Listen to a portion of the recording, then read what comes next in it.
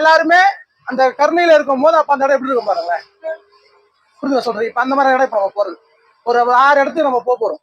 அவர் பிறந்த இடம், அவர் எங்க இருந்து நூல் எழுதுனாரு, அவர் எந்த இடத்துல மறைஞ்சாரு, அவர் உருவாக்குன தீஞ்சு நீரோடை, அவர் உருவாக்குன ஒரு ஆலயம், நம்ம எல்லாத்தையும் நம்ம பார்க்க போறோம்.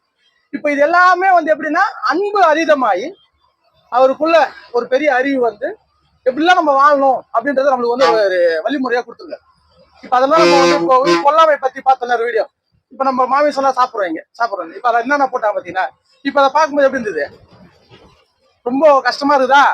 கஷ்டமா இருக்கும். இதனால நம்ம சாப்பிடுறோமேன்ற ஒரு எண்ணமும் தோணும். இது தோணுனா பத்தாது, நம்ம அதை ஒரு மாற்றத்துக்கு நம்ம முயற்சி எடுக்கணும். ஏன்னா இங்க மாற்றம் ஒன்றுதான் மாறாதது. அந்த மாற்றம் ரொம்ப எல்லாத்துலயுமே இருக்கும். அப்ப அந்த மாற்றத்தோட நம்மளும் ஓடும் போது அந்த மாற்றத்துக்கு நம்மள ஈஸியா ஆட் பண்ணிக்கும் போது நம்மளோட வாழ்க்கை ஈஸியா வாழ முடியும். நான் மாற மாட்டேன்னா நீ மாறிதான் ஆகணும். அந்த மாற்றம் இப்ப நம்ம மாமிசம் சாப்பிடுறோம், ஆனா நம்ம யாரும் உடல்நல சரியில்லை ஹாஸ்பிட்டல் சாப்பிட விடாதுங்கம்மா சொல்ல மாட்டேன். அப்ப நம்ம உருவத்துக்கு கஷ்டமா இருக்கும். ஆனா உடல்ல ஆரோக்கியமா இருக்கும் போது, நம்ம நல்லா இருக்கும் போது அதை நம்ம ஸ்டாப் பண்ணணும்னு ஆசைப்பட்டா ஆரோக்கியத்துக்கு எந்த பிரச்சனை இல்லை. நம்ம அதை பண்ணும் போது நமக்கு ஒரு பழக்கம் ஆகிறது ஈஸியாயிடும். பழக்கத்தால நம்ம சாப்பிடுறோம், சுவையினாலேயோ அது வேற எந்த சந்தோஷமும் கிடையாது. பழகிட்டோம், அந்த பழக்கத்தை மாத்திக்க முடியல, அதனால நம்ம சாப்பிடுறோம். அதை மாத்திக்கினா நமக்கும் நன்மை, அந்த உயிருக்கும் நன்மை. நமக்கு நன்மையான விஷயம் நம்ம செஞ்சிடும் இல்லையா? நம்ம செய்ய மாட்டோம். பழக்கத்தினால கெடுதலை நம்ம பண்றோன்றது சரியில்லை. அப்ப அதை மாத்திக்கிறது தான் சரி. அதை நம்ம எந்த ஒரு கடினமான சூழ்நிலை தப்பையும் நம்ம மாத்திக்கணும். நம்ம உடல் நோய் வராதப்போ துன்பம் இல்லாதப்போ நம்ம மாத்திக்கணும். அந்த மாத்திக்கும் போது நமக்குள்ள ஒரு பெரிய மாற்றம் உணர முடியும். நம்ம உடலுக்கு ஏன்னா நோய் நம்ம அதை மாத்திக்கும் போது உணர முடியாது. திருப்பி சாப்பிடணும்னு ஆசை தான் வரும். ஒரு குடிக்காரங்க இருக்காங்க இல்லையா, அவங்க எல்லாரும் குடி நிறுத்தணும் நல்லா இருக்கிற மாதிரி நினைக்கிறோம் தானே. அவங்க வீட்டுல ஒரு எல்லாரும் இருப்பாங்க, எங்க வீட்டுல குடிக்கிற ரொம்ப சிரமமா இருக்கு. இப்போ அவர் மாத்திக்கணும், ஆனா அவர் மாத்திக்க முடியாது. ஏன்னா அவங்க ஆல்நெட் வேற கிடையாது. உண்மைதானே?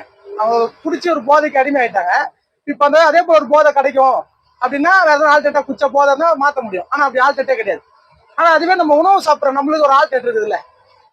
நம்ம பசிக்குதான் உணவு சாப்பிடுறோம். அவங்க குடிக்கு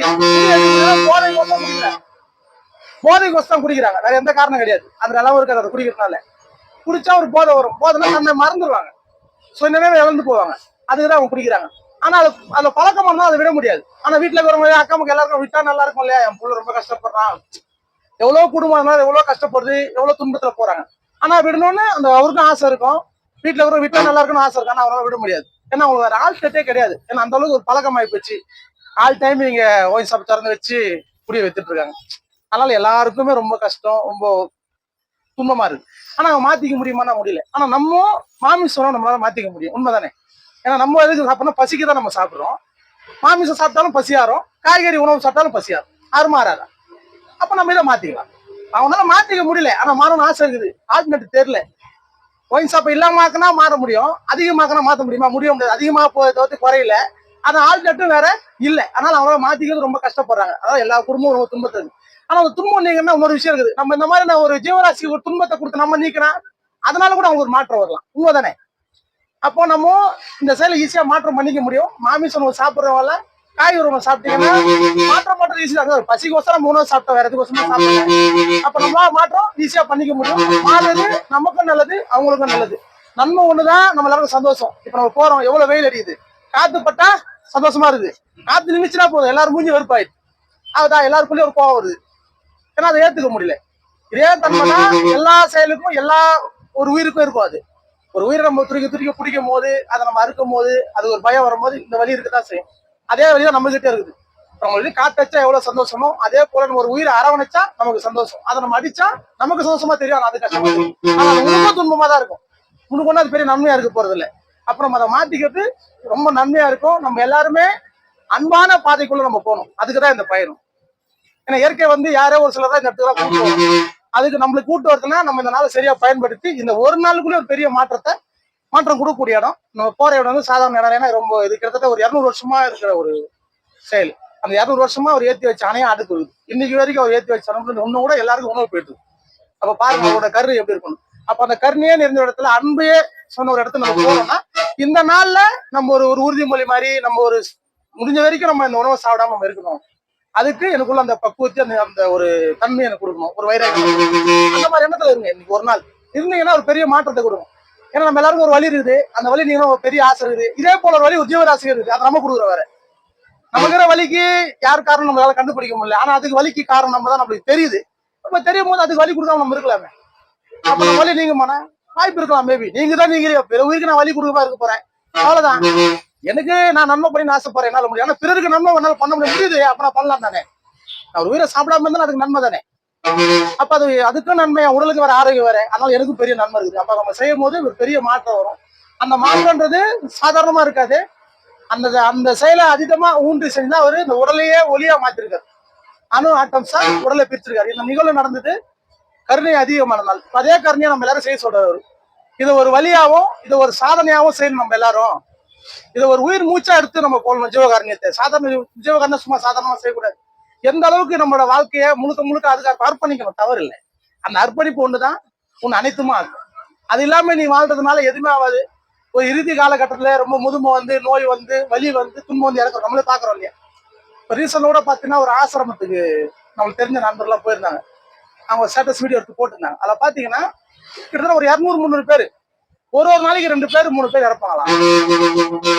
அவங்க எல்லாம் யார் நம்மள மாதிரி வாழ்ந்தவங்க தான். உண்மைதானே? எல்லாரும் நல்லா ஜாலியா திட்டமா நல்லா வாழ்ந்தவங்க. இன்னைக்கு அவங்களால ஒரு உணவை எடுத்து வாயில வச்சுக்க முடியல, அவங்களால வச்சு சாப்பிட முடியல, யாரோ ஒருத்தர் ஊட்ட முடியுது.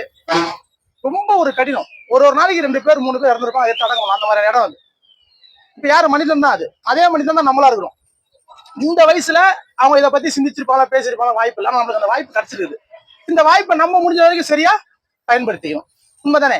இப்ப அது ஏன் நடக்குது ஒரு கேள்வி நம்ம கேட்கலாம்ல. நம்ம எல்லாரும் தான் சொல்றோம், வயசான இப்படிதான் ஆகும், நோய் வரதான் செய்யும், புதுமை வரதான் செய்யும். அது வரும்போது வரட்டும். இந்த இளமையா இருக்கும் போது இது ஏன் வருது, எதுக்கு வருது, இதெல்லாம் இல்லாம நான் இருக்கக்கூடாதா, நம்ம ஒரு கேள்வி கேட்கலாம் இல்லையா? அந்த கேள்வி நம்ம கேட்கணும். அது கேட்கணும்ன்ற ஒரு அறிவு எப்போ வரும்னா, நம்ம அன்பா இருக்கும் போது மட்டும் தான் அது வரும், இல்லைன்னா வராது. ஏன்னா நம்ம அது இல்லை அப்படின்னா நம்மகிட்ட விழிப்பு இருக்காது. விழிப்பு இல்லாம போச்சுன்னா நம்ம சிந்தனை வந்து நார்மலா உலகில் சிந்தனைக்குள்ளேயே போயிடும். நாள் போயிடும், இளமை போயிடும், முதுமை வந்துடும். வந்தோடனே நம்ம அதை பத்தி யோசிக்க மாட்டோம். முதுமை வர ஏற்கனவே பழைய பழக்கங்கள் நிறைய இருக்கும். அதை பத்தி யோசிக்கிறதுக்கே நாள் போயிடும். ஆனா இப்போ நம்ம கொஞ்சம் விழிப்பாவும் ரொம்ப உஷாராவும் ரொம்ப அன்பா இருந்தோம்னா அந்த ஒரு கேள்விக்கெல்லாம் பதில் கிடைக்கும். நம்ம எல்லாரும் எதுக்கு இங்க பிறந்திருக்கிறோம், என்ன காரணம்? ஒரு காரணம் இருக்கும்ல. ஏதோ குழந்தையா பிறந்தோம் இருக்கிறோம், நம்ம இன்னும் கொஞ்ச நாள் அப்படி முதுமை வரப்போகுது, நோய் வரப்போகுது, எங்கேயோ ஒரு இடத்துல யார்கிட்ட கையேந்தி நம்ம நிக்க போறோம், இறக்க போறோம். இப்போ நம்ம போற இடம் ஃபுல்லா அவங்கள பார்க்க போறீங்க. நீங்க எல்லாரும் கொஞ்சம் ஊத்து நோக்கம் இந்த இடத்துல. இல்லை, இந்த உலகத்துல நம்ம இருக்கிறோம். இப்ப நம்ம கொஞ்சம் நல்லா இருக்கிறோம். அதே உலகத்துல கை கால் முடியாம பிச்சை எடுத்துன்னு எவ்வளோ மனிதர்கள் இங்க வாழ்ந்துட்டு இப்ப போற இடம் நிறைய பேர் இருப்பாங்க. அவங்களெல்லாம் பாருங்க. இந்த பார்க்கும்போது என்னன்னா நம்ம எதுக்கு இதெல்லாம் பார்க்கணும், ஒரு பாடம் ஆயிடுச்சு, சும்மா கிடையாது. இதெல்லாம் ஒரு சப்ஜெக்ட். இப்ப அந்த சப்ஜெக்டை நம்ம படிக்கிறோம். அதை படிச்சு அந்த சப்ஜெக்டா நம்ம மாறாத மாதிரியும் அந்த சப்ஜெக்ட்ல இருந்து நம்ம பெரிய அறிவு பெறும். அதுக்குதான் இந்த இயற்கை வந்து ஒருத்தர் ஒரு துன்பமாகவும் ஒருத்தர் கொஞ்சம் சரியாகவும் ஒருத்தர் ஒரு பக்குவத்தையும் கொடுத்துருக்கு. இப்ப அந்த பக்குவத்தை கொண்டு நம்ம மீண்டும் பக்குவத்தை பெறணும். நம்ம அந்த பக்குவத்தை பெறதுக்கு பதிலாக நகை வாழ்ந்த நகை பிறந்த அப்படின்னு நம்ம போகக்கூடாது. அந்த மாதிரி போகக்கூடாதுன்றதுக்கோசமே இந்த இயற்கை இந்த பயணத்தை நம்மளுக்கு ஏற்படுத்தி கொடுக்கும். இந்த ஏற்படுத்தி இந்த பயணத்தை சரியா பயன்படுத்துங்க. எல்லா உயிர் படுற துன்பத்தை பாருங்க. முக்கியமா மனிதன் படுற துன்பத்தை பாருங்க. இங்க ஊர்பட்ட ஹாஸ்பிட்டல் இருக்குது, எல்லா ஹாஸ்பிட்டலும் நோய். அந்த நோய் ஏன் வருது, என்ன காரணம்? ஒரே காரணம் எல்லாரும் சொல்றான், மாமிசம் அதிகம் சாப்பிடக்கூடாது. எத்தனை முதல் சொல்றதான். ஆனா அது உற்பத்தி பண்றதே நம்ம தான். அது அதிகமா ப்ரொமோட் பண்றது நம்ம தான். அதை சாப்பிட்டு நோய் வருது நம்மளுக்கு தான். ஹாஸ்பிட்டல் போய் ட்ரீட்மெண்ட் பண்றது நம்மளுக்கு தான். நம்மளே தான் ட்ரீட்மெண்ட் பண்ணிடும். ஒரு மனிதன் தான் ஒரு மனிதனுக்கு ட்ரீட்மெண்ட் பண்றான். அது வரதுக்கான சூழலை உருவாக்குறது மனுஷன் தான். நோய் வருதும் மனிதனுக்கு தான். அது ட்ரீட்மெண்ட் பண்ணி சரி பண்றதும் மனுஷன் தான். இதெல்லாம் ஒரு பைத்தியகாரத்தனமா இல்ல? இந்த பைத்தியகாரத்தனம் ஏன் நடக்குது? நம்ம கிட்ட அன்பு இல்லாதனால இதை சரின்னே சொல்றோம் நம்ம எல்லாரும். இதெல்லாம் இப்படிதான் வாழ்க்கையில இப்படிதான் இருக்கு. இதே இப்படி இருக்கணும், இது மாறணும் நம்ம நினைக்கணும் இல்லையா? இந்த மாற்றம் வராம இருந்தா எவ்வளவு கஷ்டம். இப்ப இவ்வளவு வெயிலுக்கு காரணம் நம்ம தான்றாங்க எல்லாரும். உண்மைதானே? இவ்வளவு வெயிலுக்கு காரணம் நம்ம தான். வெயில் பிறந்து நம்ம மேலதான். இந்த வெயிலுக்கு அவசரப்படுறது நம்ம தான். அப்ப மாற்றம் நம்ம தான் பண்ணணும். அப்ப நம்ம அந்த மாற்றத்தை பண்ணணும். அந்த மாற்றம் பண்ணக்கூடிய தகுதியை நம்ம வளர்த்துக்கணும். அதுக்கு நம்ம இந்த வடலூர் பயணத்தை மிக ஒரு சரியான ஒரு விஷயமா நம்ம யூஸ் பண்ணிக்கணும். ஏன்னா நம்ம இந்த ஒரு வாய்ப்பு கிடைக்குமானா, இந்த உலகத்திலே எவ்வளவு கோடி பேர் இருந்தாலும் இந்த வடலூர் பயணத்துக்கு ஒரு சிலரே தான் போறணும். சும்மா பேசி 1 லட்சம் பேர் வராங்க வச்சுங்களேன். இங்க எத்தனை கோடி பேர்? கிட்டத்தட்ட 147 கோடி பேர் இருக்கிறாங்க. உலகத்திலேயே ஜனத்தொகை இங்கதான் ஃபர்ஸ்ட். எல்லாத்துலயும் ஃபர்ஸ்ட். இதுதான் ஃபர்ஸ்ட்ல இருக்கிற நம்ம. ஏன் அந்த அளவுக்கு சூழ்நிலை போயிடுச்சு. இப்ப இதுக்குள்ளே பார்த்தா அதீதமான மனிதம் உருவாயிடுச்சு. அதீதமா எந்த ஒரு பொருள் உருவானாலும் அது எவ்வளவு சிறந்தா இருந்தாலும் அதீதமாகும் போது சிறந்த தன்மை அது இழக்கதான் செய்யும். ஏன்னா அறிவு இல்லாம போனதால இவ்வளவு அதிகமாக போறோம். இவ்வளவு அதிகமா இருந்தாலும் என்ன போகுது? நம்மளுக்குள்ள போட்டி, பொறாமை, கோபம் நம்மளுக்குள்ளே. இப்ப நம்ம ஒருத்தரோட இது ஒருத்தர் எடுத்தா வாழ்ந்தாகும். வேற ஆப்ஷனும் வேற கிடையாது. இப்ப அவ்வளவு சூழல் கடினமா சொல்லி ஏன் போகுது? நம்ம கிட்ட அன்பு இல்லை, அறிவு இல்லை. ஆனால் நம்ம என்ன பண்ணணும் நம்ம யாருக்கும் தெரியும். இப்படியே வாழ்ந்தா போதும், இருக்கிறோம், பிறந்துட்டோம், வாழணும், இப்படியே போறோம். இப்படி போகாம நம்ம இருக்கிறோம்னா நம்மளுக்குள்ள அன்பு அதிகம். அந்த அன்புன்ற செய்யறது நம்ம பெரிய கஷ்டம்லாம் கிடையாது. இப்ப இவ்வளவு வெயில் அடிக்குதா, இப்ப இந்த வெயிலுக்கு நம்ம எல்லாருனாலையும் ஒரு விஷயத்த செய்ய முடியும், உண்மைதானே? ஒரு சின்ன பாத்திரத்தை தண்ணி வைக்க முடியும். அந்த தண்ணியை 3 வேலையும் வைக்க முடியும். நம்மளால வைக்க முடியுமா? முடியாது. காலையில வைக்கலாம், மதியானம் டைம்ல வைக்கலாம், சாயந்தரம் வைக்கலாம். இந்த ஒரு செயலை நம்ம ரொம்ப ஒரு ஆத்மார்த்தமா ஒரு உயிரி இவ்வளவு இந்த வெயில்ல எவ்வளவு கஷ்டப்படுற தண்ணியில அந்த எண்ணத்தோட நம்ம அந்த செயலை ரொம்ப ஆத்மார்த்தமா செஞ்சா அதுவும் ஒரு பெரிய அறிவு கொடுக்குமா. 100% கொடுக்கும், அதை சந்தேகமே படுத்தாது. ஆனா நம்ம செய்யும் போது எப்படி அந்த எந்த அளவுக்கு அந்த உண்மையோட அன்போட செய்யறோம். என் குழந்தை தண்ணி இல்லாம ஒருத்தர கஷ்டப்படுது, ஆனா அந்த குழந்தைக்கு என்னால தண்ணி வைக்க முடியாது. ஆனா இந்த ஜீவராசிக்கு என்னால தண்ணி வச்சா என் குழந்தைக்கு யாரும் தண்ணி கொடுப்பாங்களே. ஒரு பழமை சொல்றாங்க, ஒரு குழந்தைய ஊட்டி வளர்த்தா தான் குழந்தை தானா வளரும். இதுக்கு அர்த்தம் என்னன்னா, நீ நன்மை செய், பலனை எதிர்பார்க்காத. அதுக்கு அர்த்தமே தான். நீங்க பிறருக்கு என்ன செய்ய முடியும் செய், உனக்கு என்ன கிடைக்கும் அது இயற்கை தானா கொடு. அதுல எந்த சந்தேகப்படுது. ஏன்னா எல்லா உயிருமே ஒரு உயிர் தான்.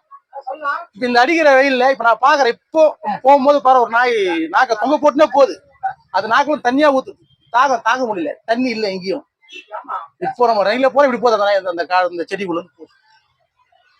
இப்ப என்ன தண்ணி தாங்க முடியல, குச்சிட்டே வேற தண்ணி எங்க போகுதுன்னே தெரியல, அந்த தாகம் எடுத்துன்னு இருக்கு. அப்ப இங்க எவ்வளவு உயிருக்கு எவ்வளவு தாகம் இருக்கும் பாருங்க. ஆனா இவ்வளவு தாகத்தையும் நம்ம நினைச்சா நீக்க முடியும். ஏன்னா இப்ப ஜனத்தொகையில் அதிகமாக நம்ம தான் மனிதன் தான் அவ்வளவு அதிகமாகிறோம், அறிவுடையவனாக நம்ம தான் சொல்றோம். நம்மளாலதான் ஒரு விஷயத்த அழிக்க முடியும், ஆக்க முடியும், இவ்வளவு தண்ணி முடியும். அப்படி நம்ம முடிஞ்சு நம்மளால தண்ணி வைக்கணும். எல்லாரும் நீங்க தண்ணி வைக்கணும்ன்ற ஒரு விஷயத்த ரொம்ப வலியுறுத்துவோம் எல்லாருமே. இந்த சைட்ல கூட எல்லாருமே வந்து என்ன தண்ணி தானே ரொம்ப சிம்பிளா நம்ம நினைக்கிறோம். எல்லாரும் நம்ம சிம்பிளா நினைக்கிறதுனால அதை செய்ய முடியல. பெருசா நினைக்கணும், அது ரொம்ப உயர்வா எண்ணணும். அந்த உயர்வா பெருசா எண்ணி நம்ம செஞ்சோம்னா அந்த செயல நீங்க மட்டும் உங்க சுத்திக்கிற ஒரு 10 பேர் செய்யணும். அப்படி செய்யும் போது இங்க எந்தெந்த உயிர் வந்து தண்ணி ஒரு உயிர் தண்ணி குடிக்கும் போது பாத்தீங்கன்னா நம்மளுக்குள்ள ஒரு பெரிய மாற்றம். ஏன்னா இந்த தேகமும் இந்த அண்டமும் ஒண்ணு. இந்த தேகத்துக்குள்ள என்னென்ன இருக்குதோ இது இந்த அண்டத்துக்குள்ள அவுட்டர்ல இருக்குது எல்லாமே. அதுக்குள்ள எல்லாத்துக்குள்ளயும் நீர் தேவைன்ற ஒரு பசி இருக்குது எல்லாத்துக்குள்ளயும். ஏன்னா இங்க பசினா இப்போதைக்கு பசினா நீர் தான். இந்த சூழல்ல நான் எவ்வளவு சாப்பிட்றேன் கொடுத்தா சரி, தண்ணி கொடுக்குறியா? இதுதான் இப்ப எல்லாரோட. இப்ப நான் நாய்க்கெல்லாம் திறந்த உணவு வைக்கணும், தண்ணி தான் அது முதல்ல கேட்குது. காலையில போய் தண்ணியை வச்சோன்னா எங்க நாய் வந்து தண்ணி குடிக்குது, காக்கா வந்து அப்படியே ஒன்ன தண்ணி இறங்குது. அப்ப அது எவ்வளவு தாகத்துல இருக்குது. இப்போ ஒரு உயிருக்கான ஒரு இப்போ இறைவன் தான் வந்து ஒரு உயிருக்கு உணவு கொடுப்பார், உண்மைதானே?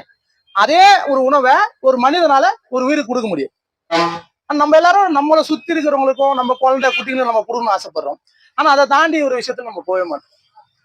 அது உனக்கு புரியணுன்றதுக்கு ஒரே காரணத்துக்கோசம் இந்த இயற்கை திருமணம் பண்ணி உனக்கு ஒரு குழந்தைய குட்டியை கொடுத்து அதை நீ எப்படி எல்லாம் பாதுகாப்ப, அது பாக்குது எப்படி பாதுகாக்கிற நீ? தேவையெல்லாம் குடும்பம், அது ஏசி ரூம் வைங்க, தண்ணி வைங்க, அதுக்கு எல்லாமே ரெடி பண்ணி கொடுக்குது. இவ்வளவும் செஞ்ச உன் பழக்கத்தை கொஞ்சம் மாத்தி வெளியிற ஜீவராசிக்கும் உள்ள முடியாத ஒரு மனிதருக்கு நீ செஞ்சு பாரு, அது ஒரு பெரிய அனுபவத்தை கொடுக்கும், ஒரு பெரிய மாற்றத்தை கொடுக்கும். இந்த நேரத்துல நீ எல்லாருமே முக்கியமா தண்ணி வைக்கணும். இப்ப நம்ம ட்ரஸ்ட் மூலியமா பார்த்தா கிட்ட 1000 தொட்டி வைக்க போறோம். இதே நம்ம 200 தொட்டிக்கு மேல வச்சிருக்கிறோம். இப்போ பெரிய பெரிய தொட்டி வச்சு வண்டி வச்சு தண்ணி ஊற்றணும்ன்ற ஒரு எண்ணம் வந்தது. இப்ப இந்த எண்ணம் நடக்கணும்னு சொல்லி நீங்க எல்லாரும் எண்ணத்தை அதிகப்படுத்தி இந்த செயல் வந்து நடக்கணும். இந்த வெயில் காலத்தை மழை காலமா நம்ம மாற்ற முடியுமா? முடியும். இப்ப ரீசன்ல ஒரு இடத்துல நம்ம நண்பர் கேட்டா சொல்லி ஒரு தொட்டி வாங்கி கொடுத்தோம், பெரிய தொட்டி. அந்த தொட்டி மட்டுமே 1000 ரூபாய். அது அந்த தொட்டியை வச்சு அந்த தொட்டியில வந்து பாத்தீங்கன்னா கிட்ட ஒரு 50-60 லிட்டர் தண்ணி பிடிக்கும். அதை வச்சுன்னு ஒரு நாய் உள்ளே வந்து லீச் அடிக்குது. இப்ப அதுக்கு என்ன தோணுச்சு, இன்னும் இங்க திடீர்னு இவ்வளவு பேர் தண்ணி வந்துட்டு ஆச்சரியமா இருக்குது, வா தண்ணியில நினைச்சு இவ்வளவு வெயில் இங்க தண்ணியா. அது ஒரு நாயா இருந்தா அதை பொறுத்த வரைக்கும் இன்னைக்கு தண்ணி அதிகமா இருக்கு, அது ஒரு குளமா இருக்கும். அது உள்ளே குடிக்க சொல்றப்பல ஐயா அது உள்ள முடிஞ்சு குடிக்குது, தண்ணி குடிக்குது. அது எவ்வளவு சந்தோஷம் தெரியுமா அதுக்கு? இப்ப ஏன்னா இது ஈஸியா பண்ண முடியும், நம்ம எல்லாரும் பெரிய விஷயம் கிடையாது. ஒரு தொட்டியை வச்சு நம்ம தண்ணி ஊத்துறதுன்றது பெரிய விஷயம் கிடையாது. ஆனா நம்ம அதை செய்தா எவ்வளவு உயிர் வந்து அந்த தண்ணியை குடிச்சிட்டு இந்த தண்ணி வச்சு நம்மளை எவ்வளவு வாழ்த்து தெரியும். இதைத்தான் இங்க எல்லா ஞானிகளும் நம்ம செய்யன்னு சொல்றாங்க. ஏன்னா இதை வந்து நீ யாரும் செய்யல, ஒரு உயிருக்கு உணவு கொடு, நீ உயிர் தான். அப்ப நீ யாருக்கு உணவு கொடுக்குற, யாருக்கு தண்ணி கொடுக்குற? உனக்கு நீயே கொடுத்துக்கிற. அப்ப அதை தினத்தோடு நீங்க கொடுக்கறதுக்கான ஒரு சூழ்நிலை ஏற்படுத்தணும். இப்ப நம்ம 1000 தொட்டி நான் வைக்க போறேன்னு, இப்ப நம்ம 1000 தொட்டியை வைக்க முடியுமானா என்னால கரெக்டா வைக்க முடியும், அது சந்தைகள். அந்த தொட்டியை எல்லாரும் வச்சு பராமரிக்கணும். இப்ப இதே போல நீங்க இந்த வடலூர் பயணத்துக்கு வரவங்க எல்லாருமே முடிஞ்ச வரைக்கும் 3 வேளையும் தண்ணி வைங்க. அது கீழே வச்சாலும் சரி, மொட்டை மாடி மேலே வச்சாலும் வைக்கணும். உங்களால முடிஞ்ச வரைக்கும் அக்கம் பக்கத்துலயாவது சும்மா தண்ணி வைங்க, வச்சா ஒரு பெரிய மாற்றம் வருமா? இங்க எதுக்கும் போய் சொல்றாங்க, இங்க இது செஞ்சா அது வந்துடும், அது செஞ்சா அது வந்துடும். ஒரு உயிருக்கு நீங்க உணவு கொடுத்தீங்கன்னா ஒரு பெரிய மாற்றம் வந்துடும் அப்படின்னு சொல்லிதான் இங்க நம்மள எல்லாரையும் வந்து ஒரு நாள் நம்ம உணவு கொடுத்துக்கிறாங்க. ஒரு பௌர்ணமியிலயோ ஒரு அமாவாசையிலயோ ஒரு கிருத்தியிலயோ உணவு கொடுங்க, உங்களுக்கு நல்லா வரும். ஆனா உண்மையிலேயே நம்ம எல்லா நாளும் கொடுக்கணும். நம்மளால முடிஞ்சா ஒரு நாள் ஒரு உயிருக்கு ஒரு எறும்புக்காவது சக்கரை வைக்கணும், ஒரு பறவைகளுக்கு ஒரு நாய்க்கு தண்ணி வைக்கணும். இதை நம்ம எல்லாருனாலையும் செய்ய முடியும். இதை தினந்தோறும் ஒரு பயிற்சியாகவும் இது நம்ம கடமையாகவும் நம்ம செய்யறதுன்றதுதான் உண்மையிலே இந்த பூமியில நம்ம வாழ்றதுக்கான ஒரு சரியான ஒரு வாழ்க்கையை நான் வாழ்ந்துருக்கிறேன். ஒரு சரியான ஒரு நாள்ல ஒரு ஒரு ஒரு ஒரு ஒரு நிமிஷத்தையோ ஒரு 10 நிமிஷம் நான் யூஸ் பண்ணிக்கிறேன்னா அது ஒரு உயிருக்கு நம்ம உணவு கொடுக்கறதும், ஒரு உயிருக்கு நீர் வைக்கிறதும், ஒரு உயிருக்கு மருந்து கொடுக்கறது மட்டும்தான். மற்றபடி நம்ம வேற எதனா நம்ம சிந்திச்சு நம்ம வாழ்றதுனாலே அது வந்து நார்மலான ஒரு பழக்கமான ஒரு வாழ்க்கையா இருக்குமே தவிர்த்து அதுல பெரிய அறிவோ பெரிய அனுபவத்தை நம்ம பெற முடியாது. அப்ப இந்த நாள்ல நம்ம நீர் வைக்கணும்ன்ற ஒரு விஷயத்த எல்லாரும் கொஞ்சம் ஆழ்ந்து செய்யணும்னு ஆசைப்படுங்க. அந்த செயலை செய்யும்போது ஒரு பெரிய மாற்றம் இந்த உடலுக்குள்ள நடக்கும். ஏன்னா இப்ப இந்த உலகத்துக்குள்ள அளவுக்கு மீறி உஷ்ணம் இப்ப அதிகம். இப்ப இந்த உஷ்ணம் நீங்கினாலே குளிர்ச்சி உள்ள வரும். குளிர்ச்சி உள்ள வந்தா நம்மளுக்குள்ள ஒரு சுகம் இருக்கும். சுகம்னாலே ஒரு சந்தோஷம் இருக்கும். உண்மைதானே? அந்த சந்தோஷத்தை நம்ம உணரும் போது என்ன ஆகும்னா நம்மளுக்கு இது வரைக்கும் இல்லாத ஒரு ஒரு தெளிவு, ஒரு புரிதல் வர வாய்ப்பு. அந்த தெளிவு, அந்த புரிதல் தான் நம்மளுக்கு ரொம்ப அவசியமா இருக்கும். அதைத்தான் வல்லார் வந்து நீங்க எல்லாரும் முதல்ல கருணையா இருங்க. கருணையா இருந்தா ஒரு நிதானம் பிறக்கும். நிதானம் இருந்தாலும் நம்ம என்ன செய்யறோம், என்ன பண்ணணும் எல்லாருக்கும் தெரியும்.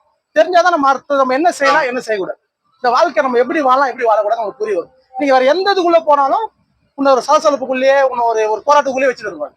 ஆனா நீ கருணையோட அன்போட இருக்கும் போது மட்டும் அந்த போராட்டம் குறையும். குறையும் போது ஒன்று நிதான தன்மை ஏற்படும் போது ஒரு ரிலாக்ஸேஷனான ஒரு ஒரு ஃப்ரீ இருக்கும். அந்த ஃப்ரீ இருந்தாலே நம்ம வாழ்க்கை எப்படி வாழலான்ற ஒரு எண்ணம் நமக்குள்ள ஈஸியா தெரியும். அவரெல்லாம் தான் கருணையே வலியுறுத்துறாரு. அறிவு நிலை தெரிந்தவருக்கு உயிரிறக்கமே கடல் வழிபாடு. அறிவு வந்துச்சுன்னா நம்ம கடல் வழிபாடுன்னு ஒண்ணு பண்ணுவோம். அப்படின்னா ஒரு உயிருக்கு நம்மளால முடிஞ்ச ஹெல்ப் பண்றது ஒன்னே தான் வழிபாடா செய்வோம். மத்த எந்த வழிபாடு செய்ய மாட்டோம். ஏன் மத்த எந்த வழிபாடு நம்ம செய்யக்கூடாதுன்னா, நீ மத்த வழிபாடுகளை போகும்போது இந்த வழிபாடு குறையும். இது குறையக்கூடாது, இது கூடணும். அப்ப இது கூடணும்னா அந்த செயலை கொஞ்சம் நிறுத்துங்க, தவறு இல்ல, இதை செயலை அதிகப்படுத்துங்க, இப்ப இதுதான் தேவை. ஏன்னா நம்ம கண் எதிர்க்க ஒரு உயிர் துடிக்குது, ஒரு உயிர் பதக்குது. அப்ப அந்த உயிருக்கு நம்மளால ஹெல்ப் பண்ண முடியாம நான் அதை விட்டு நான் ஒரு கோயிலுக்கு போறேன், நான் அங்க போறேன், சொல்லிட்டு போறேன். அதெல்லாம் இப்ப உங்களுக்கு இதை இந்த இது விட்டுட்டு அதுக்கு போக கூடாது, நீ இதை செஞ்சே ஆகணும். அப்ப இனிமே இதை நீங்க எல்லாரும் செய்யுங்க. ஏன்னா இதுக்கப்புறம் என்ன ஆகும்னா, அதுல முதல்ல வந்து பாத்தீங்கன்னா இயற்கை நல்லா இருந்தது. அங்கங்க மரங்கள், செடிகள், காத்து நல்லா இருந்தது, தண்ணி நிறைய இருந்தது. இன்னைக்கு அதெல்லாம் குறைஞ்சினே வருது. புஷ்டங்கள் அதிகமாகுது, மனிதர்களுக்கு நோய் அதிகமாகுது, இந்த மாதிரி வெப்பம் அதிகமாகி ஜீவராசி எல்லாம் ரொம்ப துன்பத்துல. இப்ப நம்ம என்ன பண்ணணும்? அன்னைக்கு நம்ம பக்தியில இருந்தோம், எல்லா கோயிலுக்கெல்லாம் போனோம், எல்லாமே நம்ம பண்ணோம், அதுல தவறு இல்லை. ஆனா இன்னைக்கு சூழலுக்கு ஏற்ற போல நம்ம வாழ்க்கையை நம்ம மாத்திக்கணும். அந்த வாழ்க்கைய பிறருக்கு பயனுள்ளதா மாற்ற வேண்டிய நாள். ஏன்னா அதிகமான கடினமான சூழல் ஏற்பட்டாச்சு. இந்த நாள்ல நம்ம ஜீவகாரணியம் மட்டுமே நம்ம எல்லாரும் இங்க செய்யணும். இதையே தலையா யோகமா எடுத்து எல்லாரும் செஞ்சோம்னா இங்க ஒரு பெரிய மாற்றம் வரும். அந்த மாற்றத்தை இந்த உலக உயிருக்கு எல்லாருக்குமே நம்ம கொடுக்க முடியும். அன்புன்ற ஒரு செயலுக்குள்ள ரொம்ப ஆழ்ந்து போய் எல்லா உயிருக்குமே இன்னைக்கு முக்கியமா நீர் வைக்கணும்ன்ற ஒரு எண்ணத்தை அதிகப்படுத்தி இந்த வெயில் காலத்தை மழை காலமா நம்மளால மாற்ற முடியுன்ற ஒரு எண்ணத்தை, இது முடியுமானா இது எல்லாமே நம்ம வந்து ஒரு எப்படின்னா ஒரு இது எப்படிதான் சாத்தியமான்னு தோணும். ஒருவர் நினைச்சா தினந்தோறும் அவங்க வீட்டுல 3 வேளையும் தண்ணி வச்சா அது உண்மையிலேயே பாத்தீங்கன்னா அங்க இருக்கிற ஜீவராசிக்கு இது மழை காலம் தான். உண்மையா இல்லையா? சந்தேகமே கிடையாது. 3 வேளையும் நீங்க தண்ணி வச்சீங்கனாலே அங்க வாழ்ற சுத்தி இருக்கிற ஜீவராசிக்கு அதுக்கு மழை காலமாவே தெரியும். எப்ப போனாலும் நீ ஜில்லுன்னு தண்ணி இருக்குது. அதுல என்னால முடிஞ்சாரு அங்க சுத்தி இருக்கிற ஒரு சிட்டுக்குருவியோ, காக்காவோ, ஒரு மைனாவோ, இல்ல ஒரு ஓனாவோ அந்த இடத்துல இருக்கிறது வந்து அந்த தண்ணீரை குளிச்சுட்டு அது பாட்டு அதுக்கு பொறுத்த எப்பவுமே தண்ணி இருக்குது. எனக்கு வெயில் இருக்கிற மாதிரி எனக்கு பெருசா தெரியல. குடிக்க தண்ணி இருக்குது, குளிக்கிறதுக்கு தண்ணி இருக்குது. எனக்கு மழை பெஞ்சா அதான் இருக்க போகுது. இப்ப எனக்கு அதான் இருக்குது. அதுக்குள்ள ஒரு இருக்கிற ஒரு 2-3 ஜீவராசிக்கு இந்த எண்ணம் ஆமான்னு அதீதமாயிடுச்சுன்னா கட்டாயமா இந்த வெயில் காலத்துல அதிகமா மழை பெய்யாது வாய்ப்பு இருக்குது. ஏன்னா அது எண்ணங்கள் மாறுது. இது மழை காலமாவே எனக்கு தெரியற மாதிரி சூழல் இருக்குது. அந்த மாதிரி ஒரு வீட்டுல ஒருத்தர் பண்ணும் போது அந்த இடத்துல இருக்கிற ஜீவராசிக்கு இந்த எண்ணம் தோணுமானா கட்டாயம் தோணும். இதை நம்ம எல்லாரும் செஞ்சா இங்க ஒரு பெரிய மாற்றம் வரும்.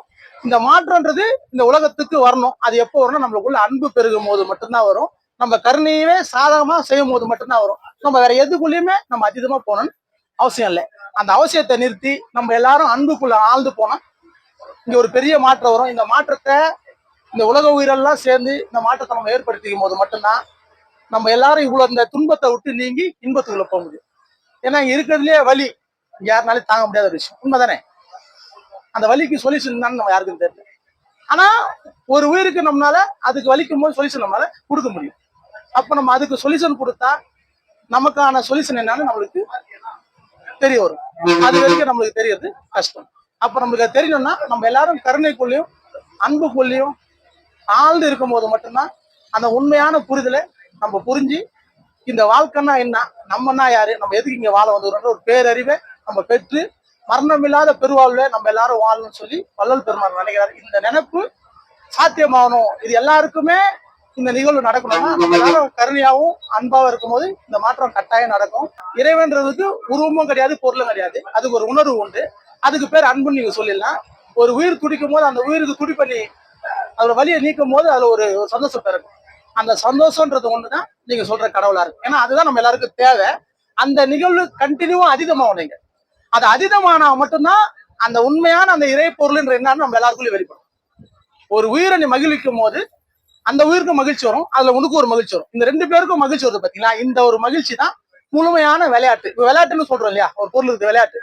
விளையாட்டுன்னா ரெண்டு பக்கமும் சந்தோஷம் இருக்கிறது ஒண்ணுதான் விளையாட்டு, உண்மையா இல்லையா? ஆனா எந்த விளையாட்டுலயாவது ரெண்டு பக்கம் சந்தோஷம் இருக்குதா?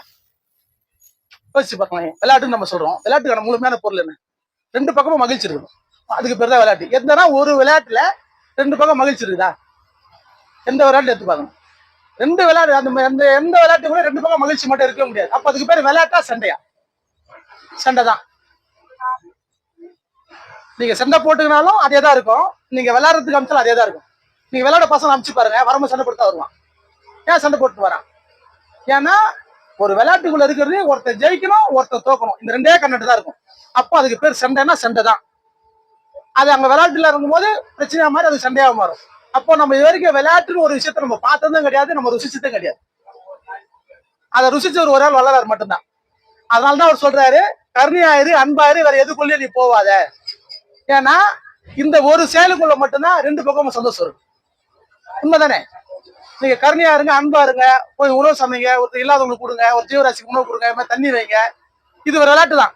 இதே உங்க குழந்தைய கூட்டு போங்க, வெளியே போய் ரோட்ல தண்ணி வைங்க, ஒரு நாய்க்கு பிஸ்கெட் போடுங்க, எல்லாம் பண்ணுங்க. இது ஒரு விளையாட்டு தான். இந்த விளையாட்டு விளையாட்டு ரெண்டு பக்கமும் ஒரு மகிழ்ச்சி இருக்கு. இந்த ஒரு ஆனந்தத்தை நம்ம பெற்றால் இங்க முழுமையான ஆனந்தம் என்னன்னு தெரிய வரும்.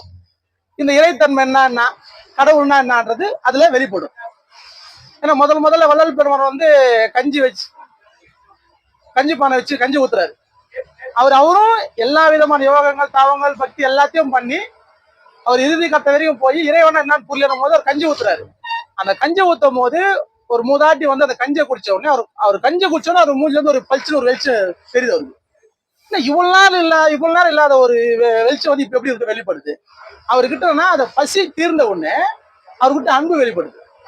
ஏன்னா அந்த உணவு கொடுத்தது நீங்க தானே, நான் உழைச்சு சம்பாதிச்சு சாப்பிட்டு தான் எனக்கு தெரியாது, பிறர் கொடுக்க நான் வாங்கி சாப்பிடும் போது அன்பால் அவர் கொடுத்தாரு, நான் அதை பசியால் எடுத்து நான் சாப்பிட்டேன். அப்ப அதுக்குள்ள இருந்து ஒரு பெரிய ஆனந்தம் வெளிப்பட்டுச்சு. அந்த வெளிப்பாடு அவர் பாக்குறாரு. அப்பதான் பாக்குறாரு, ஓ இறைவன்றது இதுக்குள்ளதான் இருக்குது. அப்ப இறைவன்றது எல்லாரும் உடம்புக்குள்ளே இருக்குது. அவங்களோட துன்பத்தை நம்ம நீக்கும் போது அதுல இருந்து ஒரு இன்பம் பறக்கப்படுது.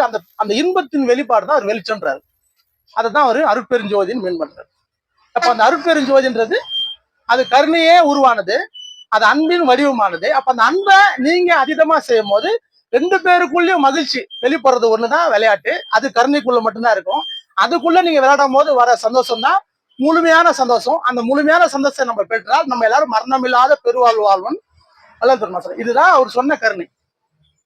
என்ன ஏறாத நிலைமை சிம்மர் ஏற்று தயவுதான் சொன்னாரு. அந்த தயவுன்ற ஒரு விஷயத்த நம்ம எல்லாருனாலையும் செய்ய முடியும். அவருக்கு இருந்து இதே தேகம், நமக்கு இருக்குது இதே தேகம். அப்ப இந்த தேகத்தை கொண்டு நம்ம எல்லாரும் மரணமில்லாத பெருவாழ்வுக்கு போறதுக்கான ஒரு சாதனத்தை கொடுத்துட்டு போயிருக்காரு. அதுக்கு ஜீவகாரணின்னு ஒரு பேர் வச்சிருக்காரு.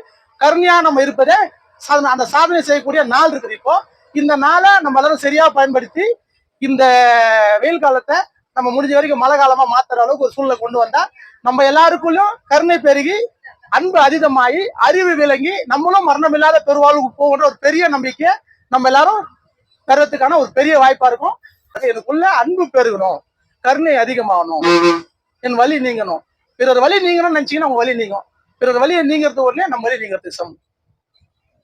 புரியுதுங்களா? அப்ப நம்ம கருணையா அந்த கருணைன்ற அதிகமாகணுன்ற ஒரு எண்ணத்தோடைய இந்த ஒரு நாள் நீங்க வந்தவங்க நீங்க எல்லாரும் இந்த சிந்தனை ஆழ்ந்து இருங்க. அது ஒரு பெரிய மாற்றத்தை உங்க எல்லாருக்கும் ஏற்படுத்தி கொடுக்கும். அருட்பெருஞ்சோதி தனிப்பெரும் கருணை அருட்பெரும் ஜோதி. இந்த வாய்ப்பு கொடுத்தவங்க எல்லாருக்கும் நன்றி.